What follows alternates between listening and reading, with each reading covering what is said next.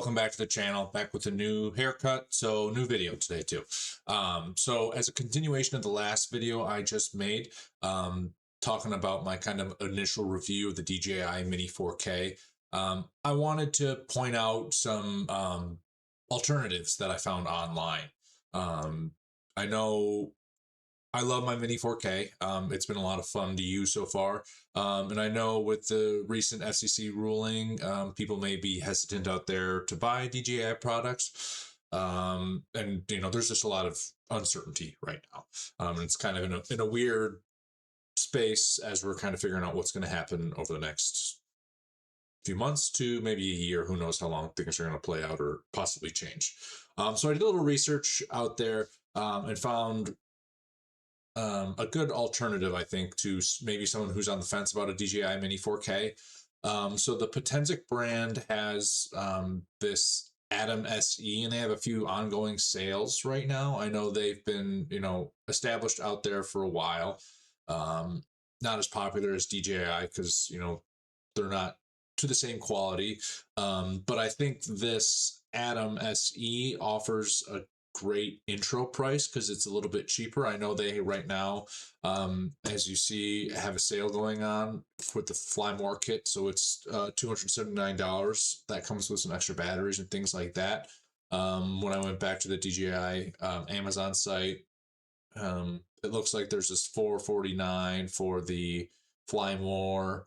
That comes with 3 batteries and a charging station. So the pricing is a little bit all over the place on Amazon. I don't know if they're updating things or what.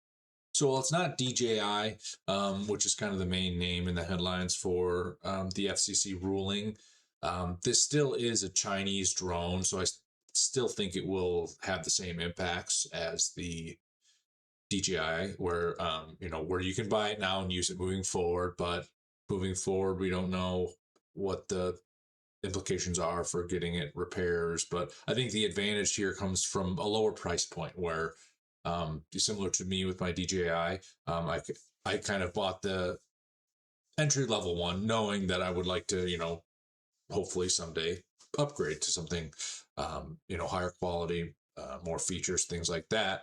But I think, this is a lower price point. So unfortunately you get what you pay for, but it still has the 4K footage. I think the camera might not be quite as good, but it still has 4K. And for doing, more basic stuff, I think it has a lot of good features, things like that. It's still under the 250 grams. It has the 3-axis gimbal. The controller looks a little bit different. I know the way that plugs in is a little bit different. It's going to be a little bit wider. Some people might like that more. I think it's more of a preference thing more than anything. I know the Potensic drones, I think across the board, they have, it's called a dynamic home feature, which is kind of cool. So rather than having your one takeoff point and it always going there, it will automatically update to kind of where your phone and controller are. So if you're moving around a lot from when you took off, that's kind of a good safety thing to have. And then similar to this Potensic Atom SE, they have the Atom 2 and just the regular Atom, kind of just some more flexibility in pricing and features. I think they're all pretty similar, but they have different sales going on. So depending on what you might want, they have a lot of options that I think are a little bit cheaper than the DJI options. So if you're only looking at getting something and maybe using it for a year, or depending on what your timeline is, like I mentioned before, if you're planning on replacing it, it might be a better option just to learn and get your feet wet. So going through some of the features, like I said, I think they're pretty similar. I don't know all the details of the camera and things like that. But I know I watched some videos online.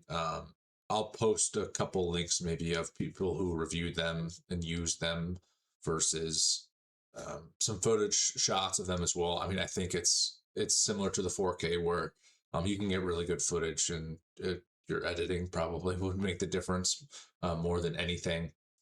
It's not quite the quality, but and I know some people don't like there's some oddities with the software, like the picture and camera settings not saving. I'm hoping that might be something that they improve on, just, you know, with the software itself being updated. But so I just wanted to really highlight these sales and, you know, kind of do a good follow up to the last video I did.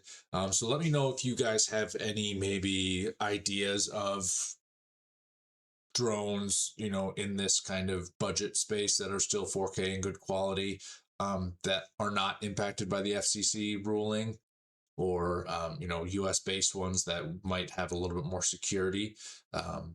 Just knowing what's going to happen if these Chinese brands do in fact kind of get discontinued here. But that's all I have for today. Thank you all very much for coming in and hanging out, and I hope you have a great day.